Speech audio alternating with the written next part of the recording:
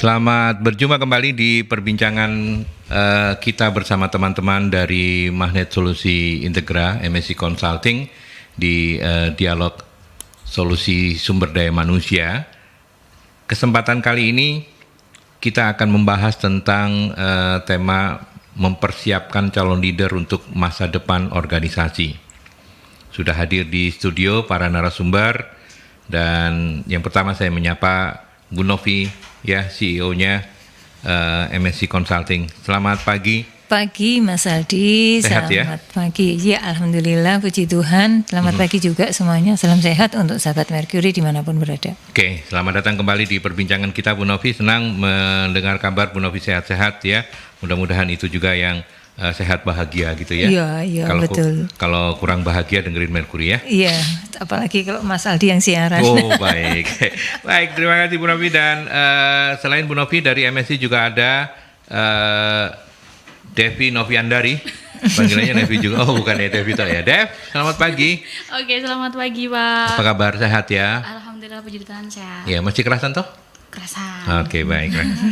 Baiklah, saya nggak lanjut, cuma menanyakan itu saja. Dan tamu kita panggilannya juga Novi. Tapi untuk membedakan supaya nggak bingung, saya memanggilnya Mbak Novi. Tapi nama lengkap beliau adalah Dian Novita Ningrum ST, sarjana teknik ya. Beliau ini sekarang menjabat Corporate Human Capital Business Partner. Koreksi kalau saya salah, dari Sutindo Group. Mbak Novi, apa kabar? Baik Mas Aldi, selamat pagi Selamat semuanya pagi. rekan-rekan dari Mercury FM. Ya, nama betul, jabatan betul ya Mbak Novi? Oke, baik. Saya ke yang punya gawe. Saya ini kalau setiap program ini kan melayani bos saya namanya Novianing Tiastuti. Bu Novi, hari ini kita bicara soal leader, pemimpin begitu ya. Iya. Kita kan selalu banyak berbincang tentang pemimpin itu diciptakan atau dilahirkan. Betul. Sebenarnya yang mana yang benar? Atau dua-duanya?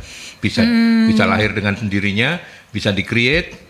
Betul dua-duanya Mas Aldi, karena ya ada orang yang lahir dengan sudah punya naluri atau jiwa kepemimpinan, tetapi ada juga orang-orang yang Mesti tidak gitu dulu ya, jadi mesti disiapkan. Nah, lingkungan atau sistem itu yang membantu dia untuk menyiapkan, terutama kalau misalnya kita sudah bicara di tataran di sebuah organisasi atau di perusahaan gitu. Oke. Dan hari ini membantu Anda sahabat-sahabat Mercury yang mungkin ngerasa kayaknya saya bisa jadi pemimpin, tapi kok saya nggak pede ya. Nah, hari ini kita akan memperbincangkan itu, belajar juga dari Sutindo Group, bagaimana mereka ya di bawah komandan dari Mbak Novi untuk mempersiapkan calon-calon leader untuk masa depan organisasi.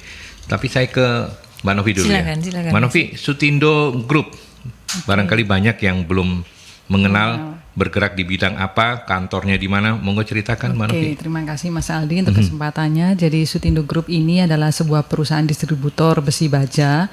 Distributor ya? Ya, bukan pabrikan ya? ada manufakturnya juga. Oh, ada manufakturnya ya, juga. Jadi manufakturnya bergeraknya di bidang poliuretan, kemudian kita ada semi manufaktur untuk sanitary ware, jadi keran air seperti itu, Pak. Ya, jadi kantor kita ada di Tanjung Sari. Kemudian total karyawan kita sekitar 2.000 karyawan, 2.000. ada tersebar di seluruh Indonesia dengan jumlah perusahaan 33 perusahaan. 33 itu semua distributor dan produsen poliuretan tadi itu? Ya. Sama ya? Sama. Satu jenis saja itu ya? Berbagai macam Berbagai jenis macam jenis ya? Iya. Tapi dari satu... Ya. Mainnya yang itu. Iya. seperti Ada itu. berapa? 33 perusahaan yang 33 tersebar di perusahaan. Indonesia. Pusat tetap di Surabaya ya? Tetap di Surabaya, ada di kota Jakarta, Semarang, Kalimantan itu ada di Samarinda, Balikpapan, dan Pontianak. Kemudian juga ada di Ambon dan Papua. Kita di Papua ada di kota Papua Jayapura, Sorong, Nabire. Oh, oke. Cukup lengkap ya? Membantu pembangunan Indonesia Raya ini, Pak. Iya. Dan Mbak Novi, Corporate Human Capital Business Partner untuk membawai seluruh 33 itu? Ya, seluruh. Mulai dari proses rekrutmennya, developmentnya, sampai terminationnya, Pak, semuanya. Oh, gitu ya. All in one. All in one, luar biasa. Ini nggak main-main loh Mbak Novi dan Bu Novi ini dua perempuan-perempuan hebat gitu ya. Nanti kita usulkan untuk mendapatkan penghargaan dari Bapak Jokowi Widodo. Oke, nah ketika pandemi Sutindo sempat terpengaruh seberapa jauh atau so far so good? Ya, puji Tuhannya ini memang 2 tahun ini memang ada pengaruhnya ya Pak. Tapi bersyukurnya sistem di Sutindo ini dengan stabilitas yang baik sehingga tidak sampai ada pengurangan karyawan sama sekali. Seperti itu. Jadi tetap semua 2.000 karyawan itu tetap bisa berkarya di Sutindo Group. Seperti Kalau itu. dari sisi bisnis juga sempat ada pengaruh Pasti ya? ada pengaruhnya Pak. Pasti ada Tapi pengaruh. ya tetap kita berjuang ya, meskipun ada 50% WFH, tetapi pada saat kondisi itu justru kita mencari inovasi baru Pak. Jadi bagaimana caranya tetap bisa proses belajarnya, people development-nya itu tetap jalan dengan kita membuat yang namanya e-learning. Jadi justru dulunya nggak ada e-learning, tapi gara-gara pandemi kita semua sistem rekrutmennya online semuanya, kemudian jadi kita tetap jalan proses rekrutmen, psikotes semuanya sampai dengan proses training karyawan dengan e-learning. Seperti itu justru manfaat dari Jadi pandemi itu berkah ya. berkahnya seperti Iya, blessing in disguise-nya itu Iya, ya. betul. Blessing in disguise-nya itu adalah e-learning ternyata membuat mekanisme berjalan lebih oke. Tentunya dengan pembiayaan yang lebih murah ya ya. betul Ya, jauh lebih murah. Kalau marketnya sendiri lebih ke di dalam negeri saja atau ekspor? Beberapa kita sudah ke ASEAN Pak. Sampai di ASEAN ya? Ya, jadi kita sudah beberapa perusahaan di ASEAN, kita ada cabang juga di Singapura. Jadi kita sampai ke Filipina, Thailand, Vietnam seperti itu. Oke, baik. Itu gambarannya. Ya, secara Sutindo Group seperti itu ada 33. Kalau pabrik semua 33 ini punya pabrik Oh satu-satu? enggak, pabriknya hanya 2 aja. Di mana dan di mana? Di Surabaya sama yang di Cikarang. Cikarang ya. Oke, baik. Terima kasih sudah memperkenalkan Sutindo Group dan kita kembali ke laptop kita tentang pentingnya mempersiapkan calon leader untuk masa depan organisasi. Pertanyaan pertamanya itu selalu kenapa ini penting dan program kaderisasi bagi organisasi itu sepenting apa sih, Bu Novi? Iya Mas, jadi kalau kita bicara keberlangsungan organisasi, dari yang sesi-sesi yang lalu kita sepakat semuanya bahwa bagaimana kita bisa menarik, kemudian mengelola dan mempertahankan high potential leader, high potential employee lah gitu ya di perusahaan, karena mereka inilah yang akan membawa perusahaan ke arah yang lebih baik. Nah, di dalam proses mempertahankan dan juga tadi merekrut, mempertahankan, mengelola karyawan itu yang terbaik tadi, artinya kan kita sepakat bahwa yang dipertahankan itu yang terbaik gitu ya, bukan yang biasa-biasa saja, karena mereka ini yang terbaik inilah yang kita katakan talent, ini akan membawa organisasi ke arah perubahan-perubahan yang positif. Nah, di dalam serangkaian prosesnya itu membawa mempertahankan konsistensi going concern perusahaan yang perlu dilakukan kita harus punya leader-leader yang bagus gitu. Karena leader yang bagus inilah yang akan membawa kesuksesan organisasi seperti itu. Nah, jadi proses yang tadi itu juga termasuk bagaimana kita mempersiapkan calon-calon leader yang ada di berbagai organisasi. Apalagi kalau kita bicara organisasinya besar seperti Sutindo ini Group. gini kan 2000 gitu kan. Mempertahankan itu udah berapa lama berdirinya? Awalnya dari tahun 77, tapi lama ya. baru dimulai bisnisnya dari sebuah toko kecil seperti itu. Jadi tapi mulai saya bergabung di Sutindo kan tahun 2001, sekitar 21 tahun yang lalu. Waktu itu baru 3 perusahaan aja. Ya, jadi saya di HR-nya tadi saya sudah cerita sama Bu Novi baru Masuk 10 tahun. langsung di HR ya? Oh, bukan Pak, bukan. Saya di HR-nya baru 10 tahun terakhir ini, Pak. Jadi pada waktu saya di HR itu kurang lebih perusahaannya sekitar 20-an. Ya, kemudian ini berkembang terus sampai nanti kita akan buka banyak cabang di seluruh Indonesia.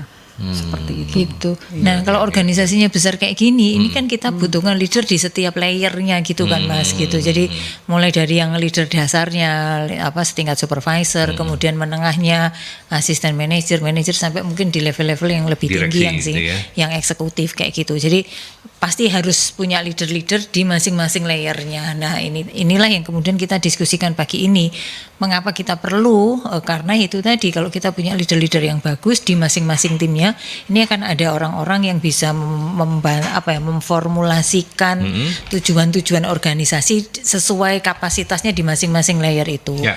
Mereka bisa mengarahkan timnya, kemudian menjaga kekompakan, semangat mereka, untuk kemudian pada akhirnya endingnya adalah mereka bisa mengembangkan lagi orang-orang yang ada di perusahaan.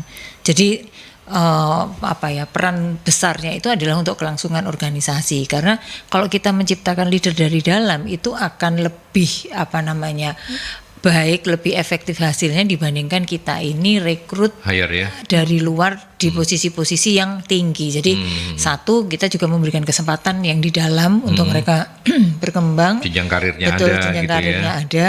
Terus mereka orang yang lebih paham perusahaan seperti itu dibandingkan merekrut orang baru yang memang dia besar di organisasi yang lain, tetapi ketika kemudian bicara culture, berbicara tentang values dan sebagainya, belum tentu mereka bisa fit in dengan yang ada di dalam perusahaan gitu, Mas Aldi. Ya, oke. Devi mau menambahkan, Dev, di apa yang disampaikan oleh Bu Novi? Jangan cuma ngomong iya setuju saya gitu, jangan loh ya, Dev. Setuju. Dev mungkin agak. Oh iya, oke, setuju Pak. Cuman ada sedikit tambahan. Kalau misalnya benar kata Bu Novi, kita untuk mencetak leader itu biasanya nggak serta-merta langsung dibentuk kayak gitu. Ya. Tapi kita meng-hire orang itu ya dengan tujuan nantinya dikembangkan.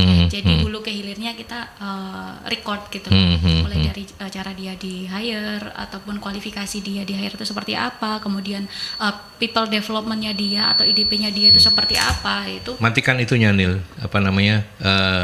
Speaker. Nah, oke. Nah, oke. People development planning-nya itu seperti apa, lalu nanti di pekerjaan dia KPI-nya seperti apa. Lah itu yang jadi dasar kita untuk menentukan, oh ini anak baru akan bukan baru ya. Ini karyawan sudah waktunya kita programkan kaderisasi. Baru di situ ada planning untuk menyusun kesiapan karyawan untuk menjadi seorang leader. Dari kesiapan itu ya kita bentuknya sesuai dengan posisinya. Kalau di finance ya udah kita kasih kompetensi yang sesuai bidangnya. Seperti itu, Pak. Ya, oke, baik. Kok ada ngikik dikit tapi nggak apa-apa, itu jadi background-nya gitu ya. Saya ke Mbak Novi. Mbak Novi, kalau di Sutindo sendiri kan sudah cukup lama ya, tadi disampaikan mulai sejak tahun 2001, berarti sekarang sudah 21 tahun ya. Dan udah paham betul tentang corporate culture-nya seperti apa. Memang jenjang karir ada ya? Oke. Gimana? Ya, bisa cerita mungkin? Jadi kalau di Sutindo berawal pasti dimulai dari grand strategi terlebih dulu ya Pak. Jadi corporate strategi diturunkan di mana kita ini mau buka banyak cabang di seluruh Indonesia. Nah, dengan target corporate strategi tersebut turunlah nanti menjadi KPI-nya untuk divisi HRD di corporate. Nah, dari situ ketika kita sudah tahu misalnya tahun 2022 ini kita mau buka 2 cabang. Nah, di kota mana juga sudah ditentukan. Nah, dari situ kita mulai meng-create ya. Jadi meng-create-nya itu mulai dari yang pertama how to get talent people. Jadi kita mulai dari proses rekrutmennya, mencari bibit bobot dan bebetnya yang bagus seperti itu ya, yang sesuai dengan corporate culture. Ya, dari situ ketika kita sudah mendapat bibit bobot dan bebetnya yang bagus, ya, setelah itu pasti tentunya di Sutindo ada developmentnya.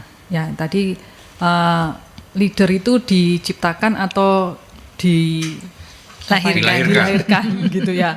Nah, jadi Sutindo bisa menciptakan leader-leader yang memang dimulai dari bawah gitu ya. Dari bawah. Jadi kita memang tidak pernah untuk rekrut langsung dari top manajemen langsung masuk gitu, enggak. Tetapi kita justru memberikan kesempatan dari bawah, ya, dari mulai fresh graduate yang kita rekrut.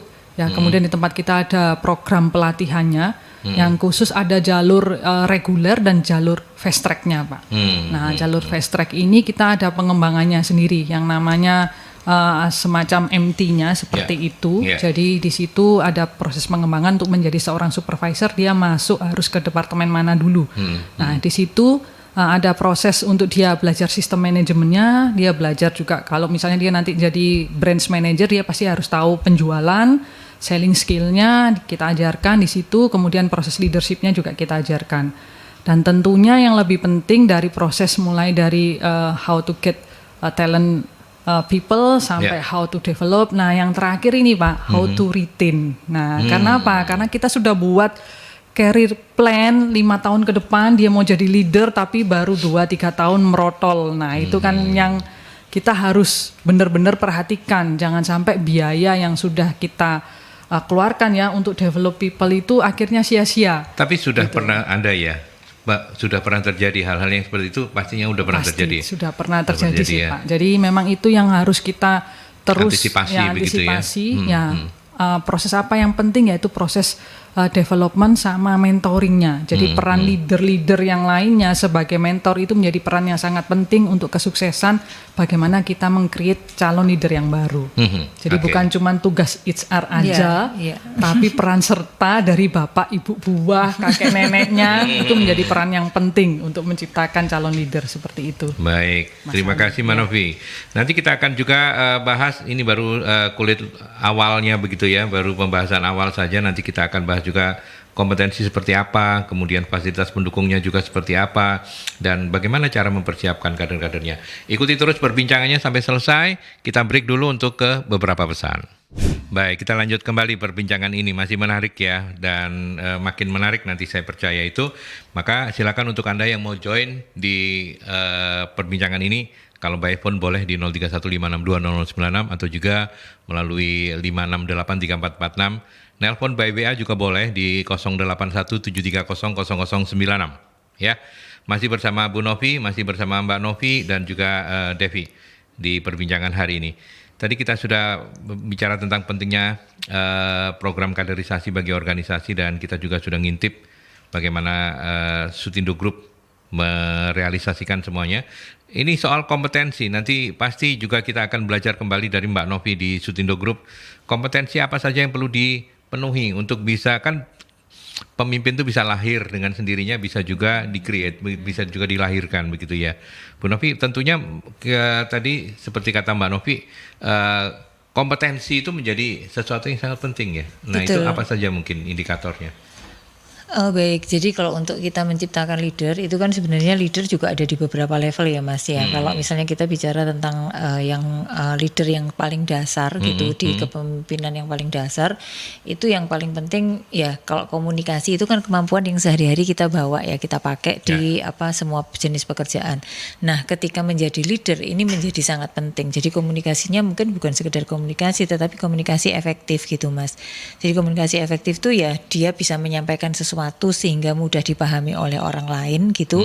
Kemudian juga dia juga bisa mendengarkan orang lain, punya kemampuan untuk mendengarkan gitu. Bukan mendengar ya, tapi mendengarkan. Mendengarkan, betul. Gitu. Jadi itu tadi komunikasi efektif. Lalu yang kedua adalah kemampuan untuk mengarahkan orang lain gitu Mas. Jadi karena ini menjadi kemampuan dasar ya, dia akan mengelola sebuah tim meskipun timnya itu kecil gitu ya. Kalau kita misalnya supervisor misalnya di kantor, yang di kantor lah kayak accounting dan sebagainya. Mungkin anak buahnya ya 5 gitu kan, tapi ya dia udah jadi leader kan Mas, leader di level yang paling dasar. Nah ini kemampuan mengelola orang lain, mengarahkan orang lain ini menjadi penting, kayak gitu. Lalu kalau di level yang supervisor ini karena kemampuannya masih agak technically-nya itu masih banyak dibandingkan kemampuan manajerialnya gitu ya. Jadi kemampuan untuk dia juga bukan mungkin tidak semuanya dia yang melakukan, tetapi merencanakan pekerjaan itu menjadi hal yang penting untuk dia bisa lakukan supaya kemudian dia bisa ngatur timnya kerja dengan lebih efektif kayak gitu. Jadi yang kemampuan dasarnya itu kurang lebih seperti itu, termasuk kemudian melakukan evaluasi atas proses yang sudah berjalan kayak gitu. Oke. Nanti kita belajar dari Sutindo juga soal ini, tapi kita refreshing dulu dengan sahabat Merkuri. Selamat pagi.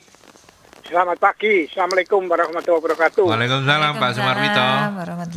Apa yang mau ditanyakan Pak?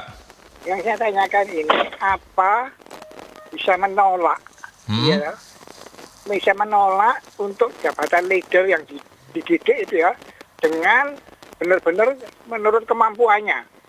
Satu contoh, umpama sing musuhnya leader iku kepala suku di Papua, atau kepala dari partai atau dari penjabat.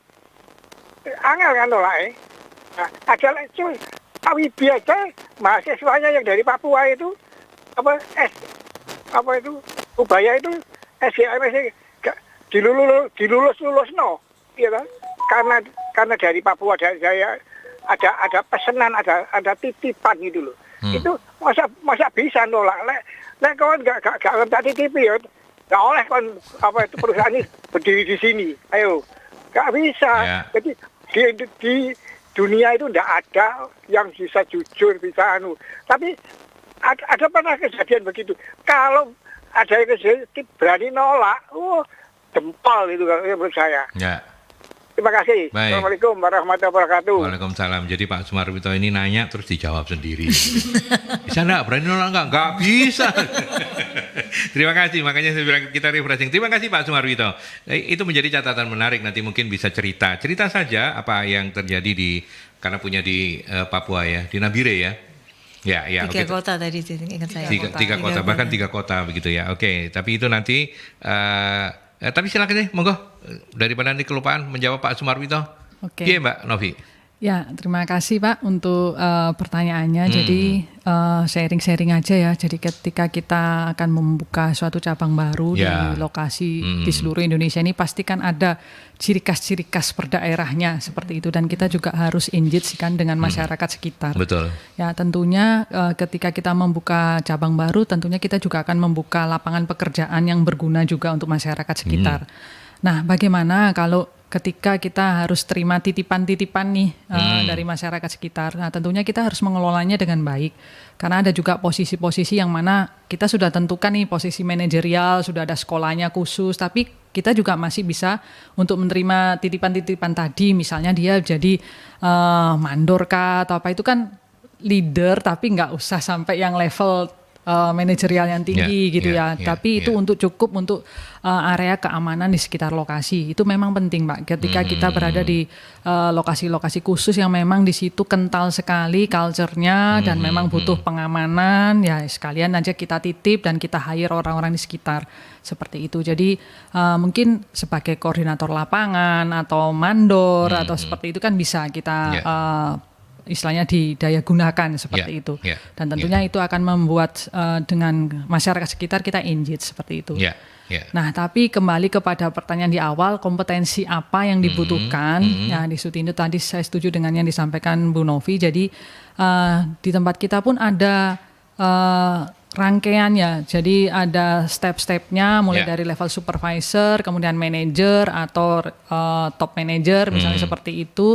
Nah, tentunya diawali kita sesuai dengan kebutuhannya. Misalnya kita ada core leadership, core kompetensi, kemudian technical sama leadership kompetensi. Jadi 3 bagian itu yang perlu kita siapkan. Mengacu pada seorang leader, pasti dia harus disiapkan dari sisi kepemimpinannya. Ya, yang awal tentunya kita persiapkan dari sisi planning Pak, bagaimana menyiapkan perencanaan. Jadi seorang leader kan harus punya good planning untuk timnya seperti itu ya. Di skala situasi ya, misalnya dia sales atau dia purchasing atau di warehouse pun semuanya ada perencanaan. Kemudian yang kedua, setelah merencanakan dia bagaimana dia controlling kerja anak buah, karena plan sama controlling ini menjadi bagian dari seorang leader yang harus dikerjakan. Kemudian yang ketiga yang tidak kalah penting, bagaimana dia bisa develop people, karena di tempat kita tidak hanya task urusan pekerjaan aja, tapi bagaimana develop people itu menjadi sesuatu yang sangat penting. Ya, karena kesuksesan sebuah tim itu akan ditentukan oleh kesuksesan seorang leader mendevelop anak buahnya, anggota timnya. Jadi mulai dari awal dia fresh graduate, seorang staff kalau akan dipromot menjadi seorang leader, kita ada sekolahnya khusus yang namanya Sutindo Leadership Program. Jadi kita kasih sekolahan khusus kurang lebih selama 3 bulan, ada proses pembelajarannya, materinya bagaimana menjadi seorang leader, bagaimana tadi membuat planning, perencanaan, controlling, sampai dengan develop anak buahnya. Jadi memetakan anak buahnya ini, anak buah saya ini orangnya seperti apa, apakah dia tipenya M1, M2, M3, M4 seperti itu ya, dia bisa langsung didelegasikan atau dia masih harus diarahkan seperti itu. Jadi semua tahapan itu ada kurikulum pembelajarannya. Jadi semua leader yang memang kita persiapkan itu memang ada kelas khususnya. Dan ketika dia sudah mencapai nilai tertentu, ada proses yang namanya di kita assessment-nya. Jadi kita ada proses asesmennya, ada tim asesornya di mana nanti akan memberikan rekomendasi apakah yang bersangkutan ini layak untuk dipromosikan menjadi seorang supervisor, manajer dan sebagainya. Jadi kita ada rekomendasi dari pihak netral ya, dari HR-nya yang sebagai tim asesornya. Ada sekolahnya ya. Apa namanya tadi? Sutindo Leadership Program. Sutindo Leadership Program itu adalah fasilitas yang memang dibutuhkan menjadi fasilitas pendukung ya Bu Novi ya. Program pendidikan ya Mas. Nama program. Ya, artinya sebagai program pendukung mencetak leadernya tadi. Betul. Jadi semuanya harus SOP-nya udah jelas. Jadi kalau mau jenjang karirnya naik harus melewati ini dulu begitu ya. Ya. Dev, kalau soal kompetensi Devi mau menambahkan? Kompetensi hampir sama sih Pak. Kalau misalnya di tempat yang sudah terstruktur atau ada SOP-nya sendiri untuk development leader ataupun pembentukan leader, yaitu dipersiapkan dari soft skill, kemudian technical sama manajerialnya. Mulai dari dibentuk kelas, kalau skupnya perusahaannya besar ya pasti ada kelas training sendiri atau training centernya sendiri kayak gitu. Tapi kalau misalnya perusahaan yang sedang berkembang biasanya itu kan jadi satu sama HR. Di mana dia kaderisasinya per personal. Jadi dia ditrainingkan ke eksternal juga bisa ataupun di maintain oleh atasannya sendiri. Jadi benar-benar kompetensi atasannya itu harus ditransfer ke dia juga. Karena kan mau menggantikan posisinya. Bukan berarti nanti manajernya atau atasannya ini dikeluarkan atau enggak dikeluarkan atau pindah tempat, enggak, cuman pastikan ada naik, atasannya naik, dianya juga naik ataupun ada rotasi kayak gitu. Lah itu dipersiapkan semuanya kayak gitu. Dari hard skillnya, soft skillnya, technicalnya sama manajerialnya. Ya. Memang membutuhkan waktu ya Pak. Ini yang perlu digarisbawahi, apalagi karyawan milenial yang maunya instan kayak gitu. Kita harus menanamkan kaderisasi itu butuh waktu dan butuh proses juga. Nggak semuanya itu bisa instan. Itu yang bisa kita kasih untuk menghandle mereka atau ngikat mereka supaya mereka tahu dan kesadaran dirinya juga muncul. Istilahnya sabarlah, untuk menjadi seorang pemimpin atau seorang leader itu butuh step 1, step 2, step 3 dan itu tidak cepat. Tidak cepat ya, takes time ya. Tapi boleh nggak trial and error? Kita coba dulu ya 3 bulan kita evaluasi, kalau nggak lanjut gitu, boleh nggak mekanismenya itu seperti itu? Dibungkus rapi aja Pak, kayak misalnya orientasi. Tinggal dijahit aja rapi gitu ya, supaya nggak kelihatan. Ada orientasinya kan selama dia menduduki posisi katakanlah supervisor ataupun sebagai manajer, dia junior manager, selama entah 3 bulan atau 6 bulan dia masih under monitoring. Jadi selama jenjang waktu tertentu itu di maintain juga kinerja dia, apakah dia bisa survive di posisi tersebut atau bahkan dia belum siap. Kalau dia belum siap, ya udah kita harus mempersiapkan dia minus nilainya tadi di mana. Di mana di up di situnya gitu. Betul. Ya. Sekarang saya tanyakan ke masih ingat saya beberapa episode yang lalu Bu Novi sempat cerita bahwa ternyata beliau ini jago jahit. Jahit spray yang kenceng dok gitu loh. Kalau pego nggak bisa gitu. Tadi Devi menyebut-nyebut kata jahit gitu kan, harus dibungkus, harus dijahit gitu. Saya yang menyebut. Ya, tapi Bu Novi tidak semua perusahaan seberuntung Sutindo yang sudah punya sekolah begitu ya, sehingga menjadi lebih gampang untuk mendevelop dan kemudian nembaknya lebih gampang, mappingnya lebih gampang. Nah kalau yang belum butuh fasilitas pendukung seperti apa dan kemudian bagaimana kemudian kita bisa mapping kader-kader, oh iki pasti iki pinter nih, bisa jadi leader nih. Iya. Mbak? Jadi gini, kalau kita bekerja gitu ya, jadi terutama mungkin yang pimpinan atau atasan itu harus bisa melihat sebenarnya masing-masing timnya, stafnya itu punya kapasitas seperti apa gitu. Jadi mapping dia itu kuat di mana, terus apa yang harus di-upgrade dari diri dia kayak gitu. Nah, itu hal pertama yang harus kita lakukan gitu, karena ini akan membantu kita untuk ngasih tugas dia, cara memberikan tugas, terus kemudian ngasih memberikan penempatan juga seperti itu gitu, Mas Aldi. Jadi yang pertama tadi itu kalau kita belum ada ya paling enggak kita bisa mengidentifikasi, paling gampang menempatkan orang di tempat yang tepat gitu. Karena dengan dia sudah bekerja dengan benar, maka orang ini akan bisa berkontribusi optimal kayak gitu kan. Nah, ketika terus kemudian seperti itu kita ngelihat juga kan, apa ya, kalau misalnya gini, orang yang kemudian kita pasrahi, kita berikan tanggung jawab untuk menjadi leader. Nah, kita bicara aja sama dia, ini ya sekarang kamu jadikan koordinator gitu. Nah, dari koordinator ini siapa saja yang harus kamu harus kamu koordinir. Terus kemudian apa yang diharapkan dari proses grup yang dia lakukan itu, koordinasi yang dia lakukan, seperti itu. Nah, dari sanalah kemudian kita coba ngasih delegasi ke dia bagaimana dia bisa melakukan tugasnya gitu. Jadi cara dia monitoring, nah kita kasih bekal sama dia, ini kalau kamu mau melakukan sesuatu coba bikin planningnya dulu, terus kemudian tadi itu dimonitoring gitu, seperti apa pelaksanaannya. Terus kalau ada case-case gitu jangan langsung lari ke kita gitu ya, kasih kesempatan dia untuk bisa menyelesaikannya, seperti itu. Terus atas perkembangan timnya, kemudian si calon leader yang kita harapkan tadi paling enggak dia memberikan report kepada kita dan kita juga memantau aktivitasnya dia kayak gitu, Mas. Jadi sederhananya seperti itu. Kalau secara sistemnya ini yang sudah sangat sudah sangat baku dan itu bisa langsung dilakukan di beberapa tempat sekaligus. Tapi kalau misalnya organisasinya masih kecil, belum terlalu besar, itu tadi baik grup-grup itu kita lakukan seperti itu. Tapi memang kalau kita mau create leader itu kita nggak bisa terus jangan berasumsi gini. Kalau saya sudah punya orang yang kemudian saya jadikan kader saya, terus tugas saya selesai dong. Saya bisa santai-santai.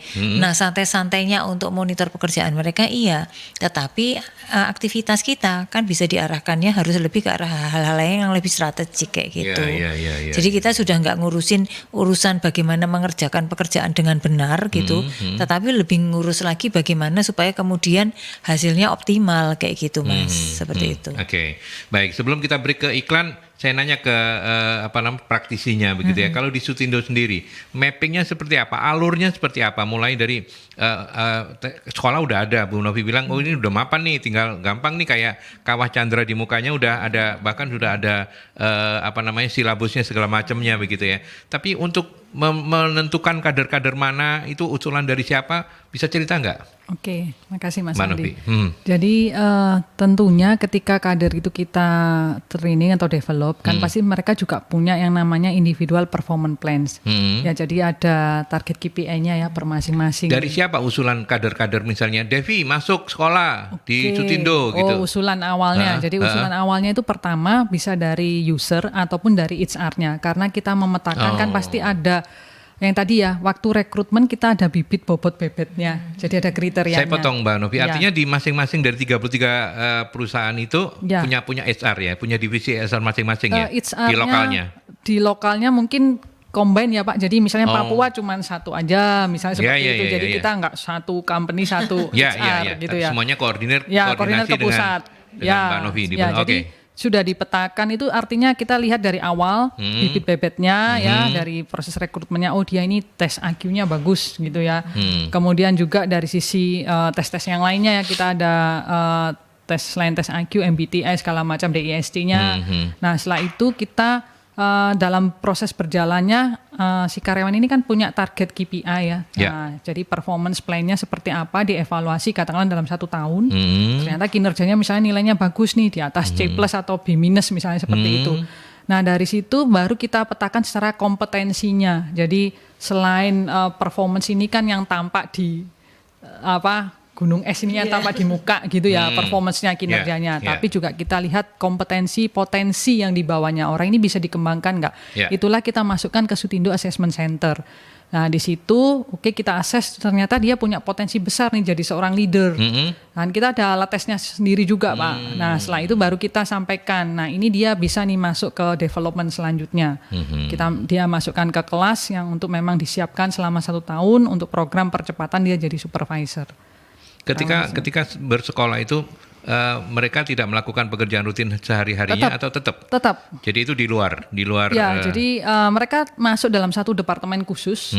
Nah, di mana di situ dia belajar semua departemen. Nah, jadi nanti ada project-projectnya, dia bisa jadi auditor seperti itu. Kemudian dia cari point of improvement-nya. Kemudian dia presentasi ke manajemen.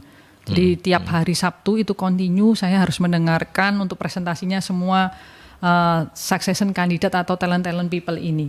Seperti itu, Pak. Nah, program-program seperti ini tadi disampaikan bahwa itu sekolahnya bisa setahun ya. Ya. Apakah semua jenjang calon-calon leader ini sama waktunya, setahun semua? Ya, itu kurikulum dasarnya 1 tahun. Tapi kalau dia fast track banget nih, ya cukup 6 bulan cukup gitu. Dan memang dari manajemen pingin segera dia naik ke supervisor ya, jadi minimal 6 bulan.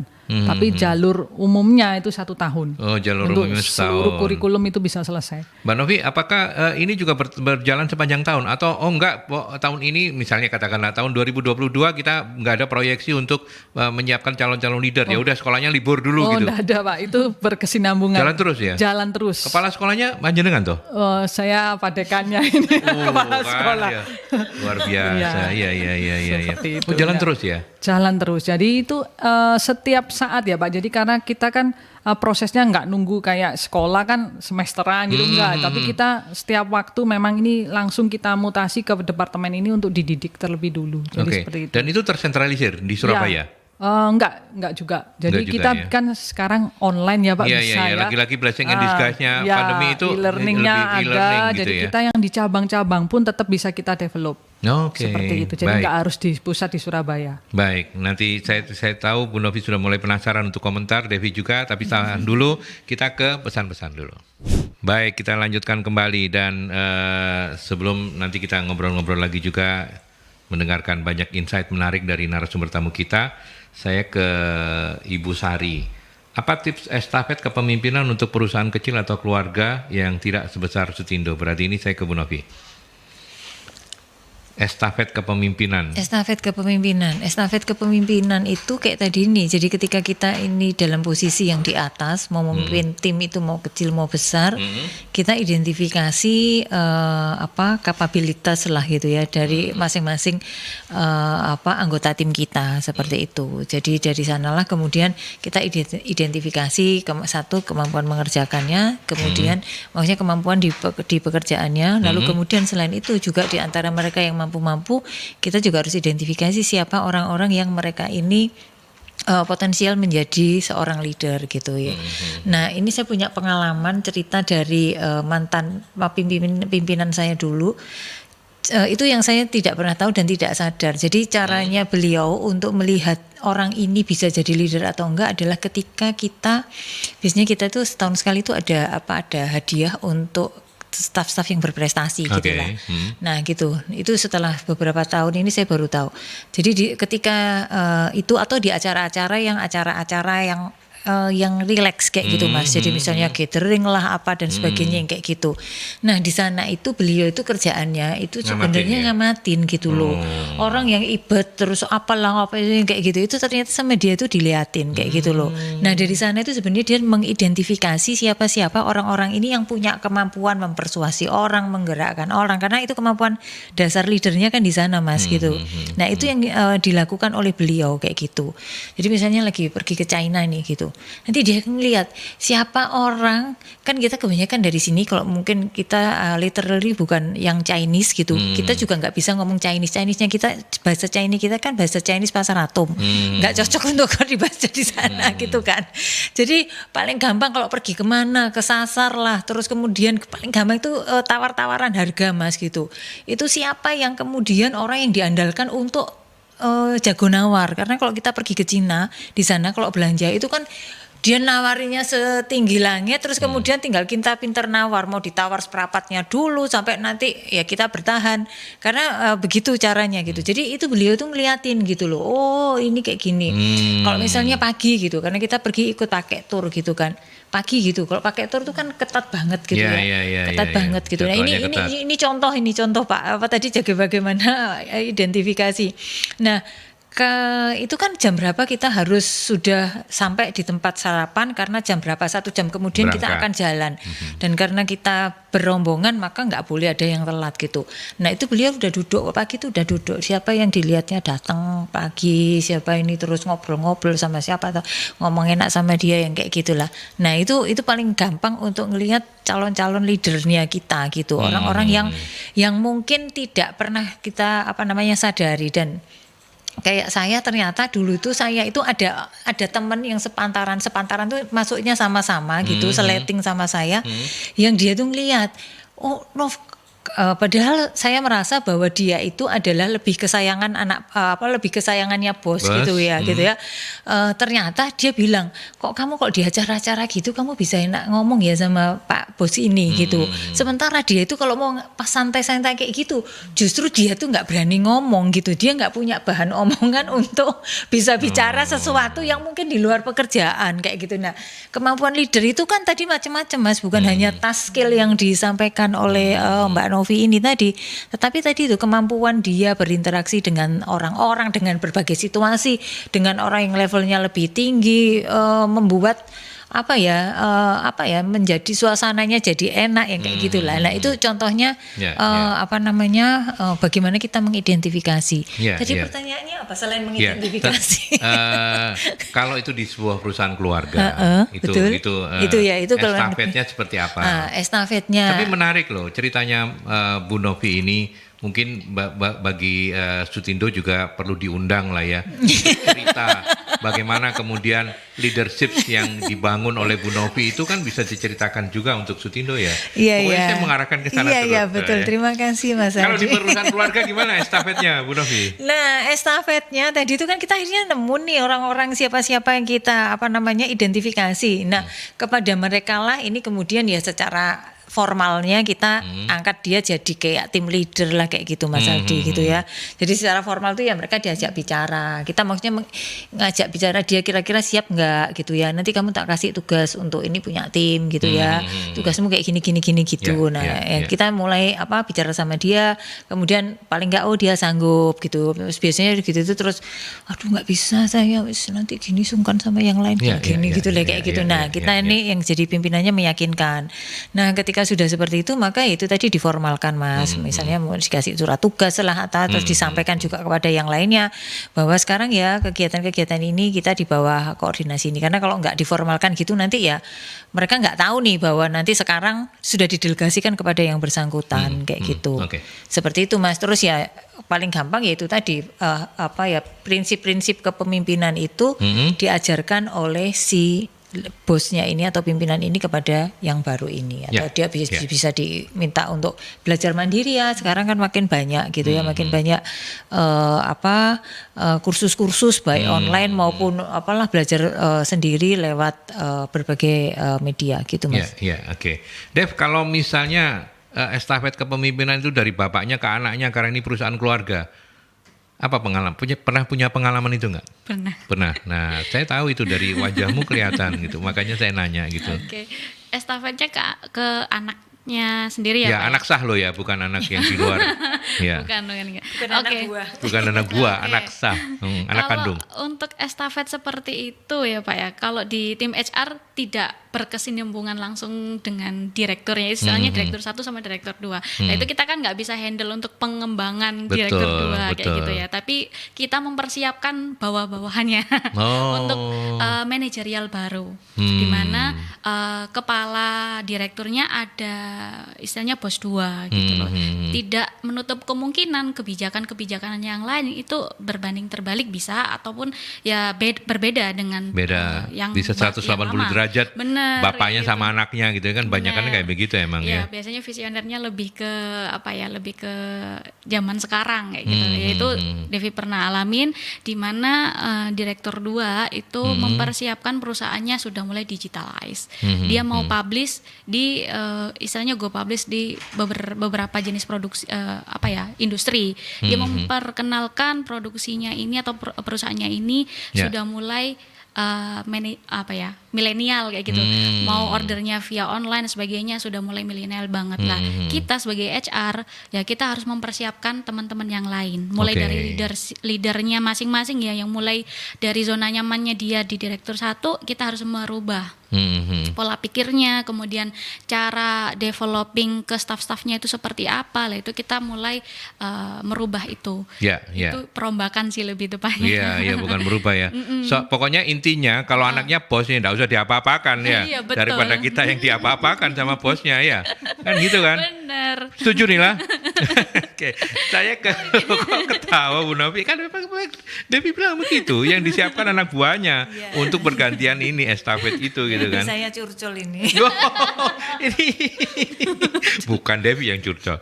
Saya ke Sutindo, Mbak Novi kalau di Sutindo Yes. ada peran dari bapak ke anak nggak? Oke, ada. Jadi Sutindo ini Bagaimana juga ceritanya kalau di Sutindo? family business juga, Pak. Ya. Jadi tentunya dari BOD sudah harus mempersiapkan next generation-nya kan. Jadi untuk putra-putrinya.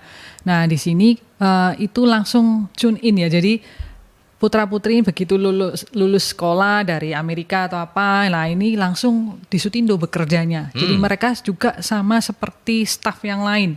Jadi dari level bawah. Kenapa?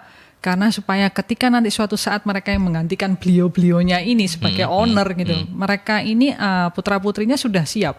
Jadi juga tetap masuk dalam programnya HR juga, mengembangkan generation yang ketiga gitu ya, generasi ketiga untuk siap nextnya ketika mereka bisa menjadi BOD juga. Jadi sama prosesnya, pengembangannya sama, cuman memang treatmentnya kan memang agak sedikit berbeda tadi kan ya, karena kan princess dan prince gitu ya Pak ya. Ya, betul. Jadi ada trik-trik khusus yang memang HRD harus lakukan. Tapi mereka tetap juga kita develop Pak. Jadi kita share visi, misi, kemudian bagaimana sih sejarah perusahaan ini. Tentunya waktu mereka perusahaan ini berdiri mereka masih owek-owek gitu ya, masih bayi. Nah gitu ya, jadi kan harus diceritakan gitu Pak. Harus diceritakan sejarah perjuangan bapak ibunya gitu ya, bagaimana mendevelop perusahaan ini dari 1-2 company jadi seperti ini.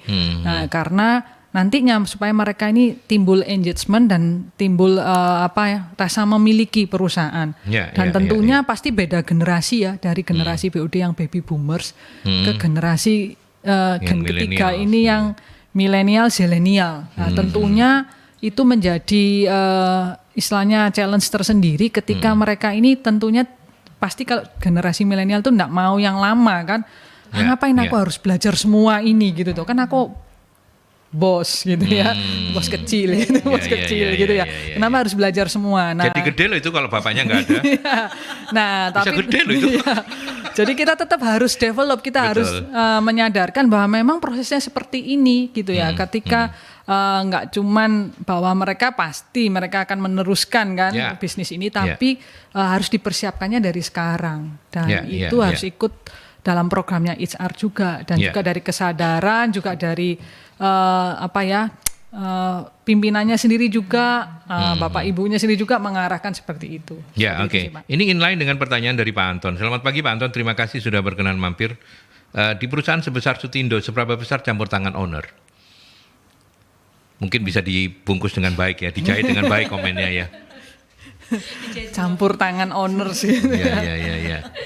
Ya pasti semua campur tangan owner sih kan Pak yang punya perusahaan. Iya. Seperti itu. Jadi keterlibatan dalam proses mencetak calon leader pasti semua harus ada serestu dari BOD. Ya, jadi meskipun sedemikian HR sudah mengembangkan, sudah mendidik gitu ya, ketika pemilihan untuk menjadi seorang leader pasti harus serestu beliau-beliaunya. Jadi seperti itu ya. Karena itu berkaitan dengan chemistry, berkaitan dengan apapun ya dalam bisnis ini. Nah, tapi kita sudah berusaha memberikan yang terbaik, karena kan kita sudah mengidentifikasi apa sih harapan. Kan pasti kita tanya dulu Pak, harapannya untuk membuka cabang baru, leadernya harus bagaimana. Pasti kita harus tanya kan dulu ke owner gitu ya, supaya apa yang jadi ekspektasi owner ini sudah bisa kita kemas ya. Jadi kita nggak kecelik gitu ya, kita nyiapkan ini ternyata yang dibutuhkannya ini gitu kan ya enggak. Jadi itu yang harus kita identifikasi terlebih dulu, dan itu dimasukkan dalam kriteria asesmen kita. Jadi apa sih yang dibutuhkan, misalnya harus mau all area, karena cabangnya kan banyak. Jadi harus mau dipindah-pindah kemanapun gitu ya. Jadi kalau cuma dia mau Surabaya aja ya itu nomor urutan terakhir misal seperti itu. Gitu sih Pak. Ya. Oke, baik. Terima kasih banyak Mbak Novi, luar biasa menginspirasi. Saya ke Devi sebelum nanti closingnya ke Bu Novi. Dev, campur tangan owners, pengalaman Anda lagi. Kalau Mbak Novi kan ceritanya pasti dengan pelan-pelan gitu karena beliau masih punya ini. Kalau Devi kan sebagai pengamat lah sekarang ini, cerita macam-macam boleh. Oke, kalau ini untuk langsung bos kecil ya. Itu kalau di perusahaan berkembang nggak ada bos kecil, langsung bos besar, Bu. Yang ada kita langsung mempersiapkan yaitu Ganti bos gitu ya. benar. Iya. Jadi kebijakan bisa jadi ada 2 kebijakan yang bertolak belakang. Bertolak belakang. Direktur 1 mintanya seperti ini, direktur Direktur 2 dua mintanya mintanya seperti seperti ini. itu. Nah, Oke. ini sering terjadi memang di beberapa perusahaan berkembang, terutama di teman-teman saya juga ngalamin hal seperti itu. Jadi ketika kebijakan turun dari direktur 1, ternyata direktur 2 memberikan kebijakan yang berbeda. Berbeda. Nah, ini pinter-pinternya HR untuk mengolah, ambil jalur tengahnya. Baru nanti Yang diolah kan anak buahnya toh, bukan Bener. direkturnya ini diolah bukan Enggak, toh. bukan. Nah, yang jelas gitu loh. Ketawa terus, dikira curcol nanti. Oke, jadi kita harus mempersiapkan teman-teman juga. Nantinya kita akan ada mungkin bisa permisinya atau laporannya ke 2 arah. Satu ke direktur 1, satunya lagi ke direktur 2. Lah ini gimana cara berkomunikasinya agar mereka menemukan titik temu ya, biar nggak jadi crash 2 direktur, mendingan kita yang diskusi dulu gimana cara lapornya ke direktur 1, gimana cara lapornya ke direktur 2. Jadi leader-leader dikumpulin, kita mau reporting yang seperti apa, nanti satu suara gitu, Ya, biar ya, nggak bingung. Dan ketika laporan dengan direktur akhirnya satu suara dan kita delegasi ke bawah-bawahnya itu lancar. Kayak gitu. Oke. Ya, ya, Yang ya, penting ya. kan ini dulu ya, menjaga stabilitas karyawan dulu. Ya, kinerja perusahaan tidak turun lah ya. betul. Oke, baik. Bu Novi, kita hari ini kita belajar banyak dari Mbak Novi Sutindo Group ya. Artinya kan ada banyak insight menarik begitu.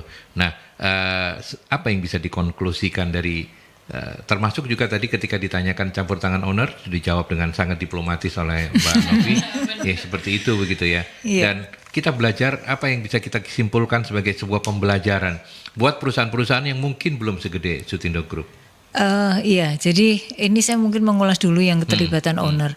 Kalau owner terlibat itu sebenarnya kan si owner dimanapun itu mau bisnisnya jangka panjang gitu kan, gitu. Jadi pastinya keterlibatan itu karena arahnya mau ke sana gitu. Ya, jadi betul. kalau kita di layering di bawahnya gitu. Bagaimana kita bisa menyesuaikan apa yang diharapkan oleh owner itu tadi supaya kemudian kita juga jadi meringankan tugasnya, karena kadang itu terlalu banyak terlibat itu kan yang di bawah itu tidak bisa menerjemahkan maunya gitu, sehingga ya dia ubek-ubek di bawah gitu ya, saya pakai istilahnya ubek-ubek karena ini dia ngomong nggak ngerti arahnya kayak gini gitu. Jadi nah itu tadi, jadi bagaimana kita sebagai layer yang di bawahnya bisa menjadi teman diskusi. Tadi nama jabatannya, title-nya sudah sesuai sekali, HR business partner gitu kan ya seperti itu. Jadi benar-benar bisa menjadi business partner supaya kemudian tadi ownernya itu lebih fokus pada ya saya cuma minta nanti 6 bulan lagi buka sana ya, buka sini ya, lebih ke sana. Yang dalamnya sudah nggak ikut-ikut karena yang di bawahnya itu sistemnya sudah disiapkan seperti itu. Nah, apa yang kita bisa pelajari dari diskusi kita pagi ini adalah sebuah organisasi baik kecil maupun besar perlu punya istilahnya itu kayak punya mimpi bahwa mereka harus bisa leader create leaders kayak gitu. Jadi mereka harus punya punya cita-cita bahwa leader-leader yang saat sekarang ini harus bisa mengembangkan leader-leader baru di masa depan yang nantinya ini pasti untuk kebutuhan organisasi yang akan datang. Dan dengan makin banyak leader-leader yang ada di dalam organisasi kita, ya tadi itu keberlangsungan usaha, keberlangsungan bisnis itu akan lebih terjaga gitu Mas Aldi. Oke, baik. Lanjut dengan agendanya MSI, ada kegiatan? Agenda MSI yang paling dekat ini untuk yang webinar series yang kita kerjasama dengan Mercury. Ini setiap hari Jumat jam 3 sampai jam setengah 5. Masih tentang knowledge management. Ini adalah seri yang ketiga dengan tema peran knowledge management dan teknologi untuk meningkatkan performa organisasi gitu. Pembicaranya Pak Luki Esa. Beliau adalah member dari KMSI dan kita nanti bisa ini kan lewat Zoom gitu ya. Lalu tanggal 16-17 Juli kita akan buka training for the trainers gitu ya. Jadi yang ini sertifikasinya nanti BNSP gitu Mas. Gitu ya. Terus masih ada nanti buka lagi kita pelatihan dan sertifikasi BNSP di bulan Agustus untuk MSDM, Public Relation dan juga untuk administrasi perkantoran. Ya, 0811 340 5557 ya. Sudah lolos. Silakan untuk ini nomor telepon Sakti. Mbak Novi ingat ya 0811 340 5557 kalau mau menghadirkan MSI. Tapi terima kasih banyak. Mbak Novi, terima kasih banyak ya dari Studio. Sukses untuk Studio Group. Mudah-mudahan sesuai mimpinya akan ada puluhan cabang-cabang baru nanti yang dibuka. Sampai tahun berapa? 2030 ya. Oke, terima kasih kehadirannya. Salam sehat terus ya. Terima kasih Mas Aldi, terima kasih Bu Novi, terima Baik. kasih Mbak Devi, ya. Ya, Dev, thank you ya Dev. Bu Novi juga terima kasih, sehat-sehat terus ya teman-teman di MSI ya. Oke, baik. Sahabat Merkuri, sahabat YouTube, sampai di sini perbincangan kita di perjalanan dialog solusi SDM bersama MSI Consulting, dan saya Aldi harus juga pamit. Kita ketemu di dialog yang sama dengan topik yang berbeda minggu depan.